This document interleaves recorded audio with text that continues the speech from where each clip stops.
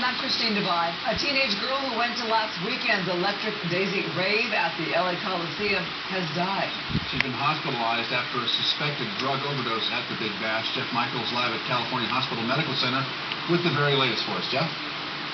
Carlos and Christine, this 15-year-old girl was brought in respiratory arrest. We know that. We also know that today her family, a local family, made the decision sometime between 5 p.m. and 5:30 p.m. to take her off life support.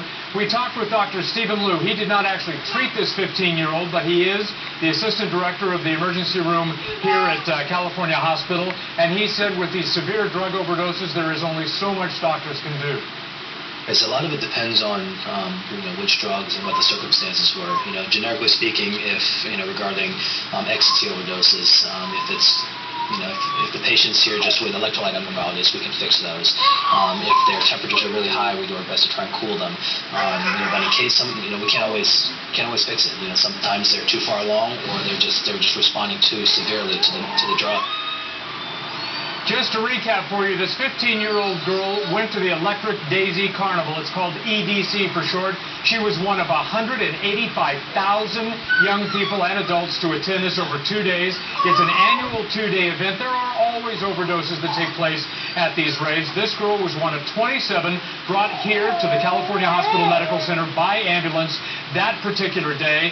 ER doctors here say, and across the whole city for that matter, have been trying to say that with so much drug use at these raves, this was bound to happen. Shouldn't happen. Absolutely shouldn't happen. I mean, and much less, I know that this one here happened at the Coliseum. It's public land, it's public property, or whatever, it is, but it belongs to the city, it belongs to the county, and for them to allow this to happen knowing that 15-year-olds, 16-year-olds, 18-year-olds are getting in, they're drinking, they're using drugs, and the county knows it's happening, and yet they keep approving it. It's just, something doesn't feel right. We need to do more to, really to protect our kids. Now, I talked to a spokesperson for the Coliseum. He said that the Coliseum itself did everything that it could, had more police officers, narcotics officers, uniform officers, vice officers than they've ever had at the EDC before, had more fire engines and more paramedics still, and yet this happened. Also, a statement from the Coliseum, the president of the Coliseum Commission, which, by the way, is comprised of the city council, state officers, as well as county supervisors.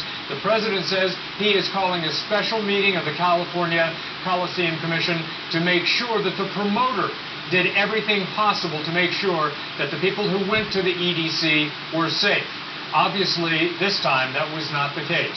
Reporting live in downtown Los Angeles, Jeff Michael, Fox 11 News.